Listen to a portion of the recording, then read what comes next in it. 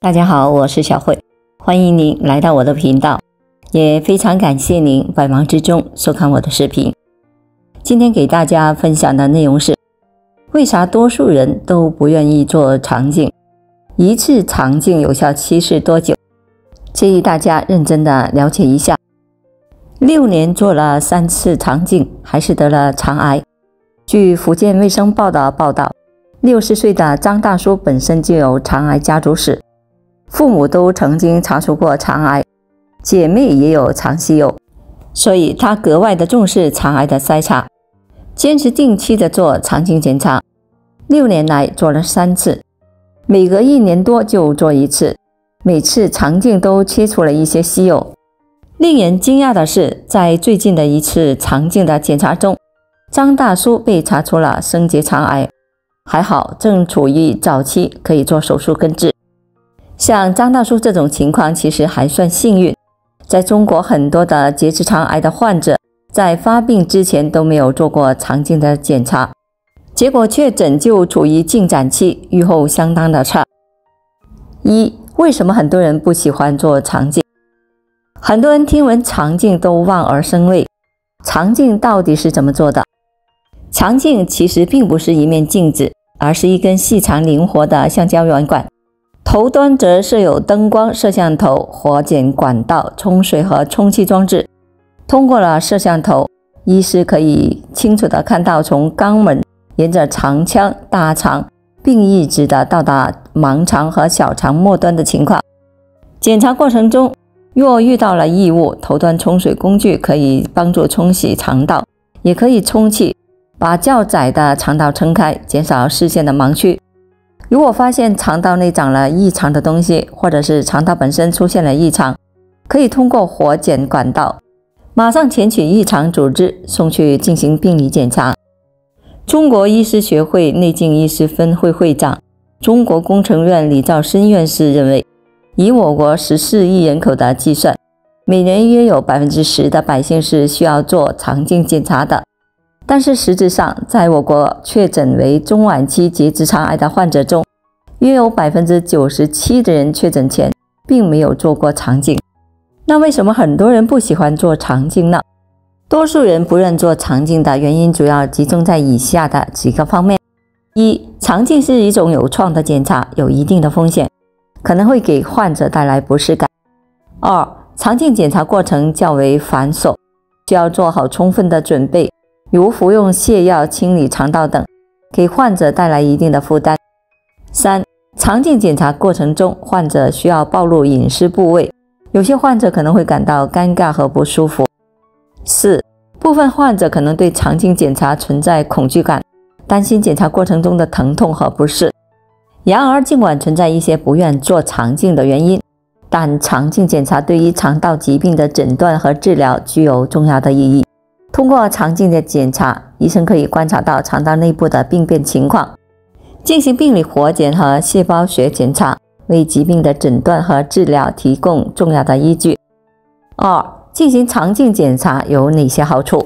发表在《内科学年鉴》上的一项大型的研究对25000名的患者进行了观察，结果发现在2002年到2008年间，约有5000名患者查出大肠癌，并在2010年死于癌症。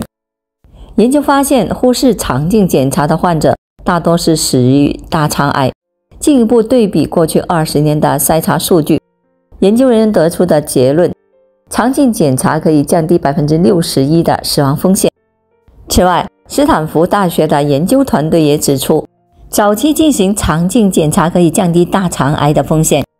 他们的研究基于600万人的数据，最终发现，年龄在45到49岁的人群中，接受肠镜检查的与不接受肠镜检查的相比，发生大肠癌的风险降低了 50%。尽管大肠癌的发病率在不断的增加，但通过肠镜检查，我们可以及时发现问题，防止病情进展，预防大肠癌的发生。美国是一个成功的例子，自从2000年开始，肠镜检查已经成为美国人体检的主要筛查项目。50岁以上人群的肠镜检查率在2015年已经上升至 60%，这导致结直肠癌的死亡率下降了约53%。然而，在我国，胃肠镜检查的普及率仍然较低，50岁以上人群的肠镜检查率不足15%。3. 一次肠镜有效期是多久？建议认真了解。一次肠镜有效期多久？这个问题因人而异，没有固定的答案，因为每个人的身体状况和遗传的因素不同，所以需要定期进行肠镜检查，以监测肠道的健康状况。一般来说，正常状态之下进行一次标准的肠镜检查，大约能够管5到10年的有效期。在这段时间内，肠癌的概率是特别小的，因为长息肉是从形成到发展为肠癌需要5到10年的时间，所以进行一次肠癌检查后，如果没有发现异常，一般5到10年都不用再进行肠镜的检查。然而，检查的时间也会因个体差异而异，有些人的生活习惯和身体状况与他人不同，家族遗传性也不同，所以检查时间和检查频率与发生肠癌的风险也有很大的区别。因此，医生会根据患者的具体情况来制定个性化的检查计划，以确保肠道健康状况得到及时的监测和治疗。4. 身体出现以下5种症状，需要及时的做肠镜检查。1. 长期便秘。如果便秘状况持续时间较长，而且通过饮食调整和药物的治疗后仍然无法缓解，那就需要进行肠镜检查，以排除肠道器质性病变。2. 长期腹泻腹痛。如果反复出现腹泻、腹痛等的肠道不适的症状，可能与肠道的炎症、息肉、肿瘤等的疾病有关，需要通过肠镜检查明确病因。3. 便血。如果大便中带有血液，而且排除了痔疮等常见的疾病，可能是肠道的炎症、息肉、肿瘤等疾病引起的，需要进行肠镜检查。4. 腹部肿块。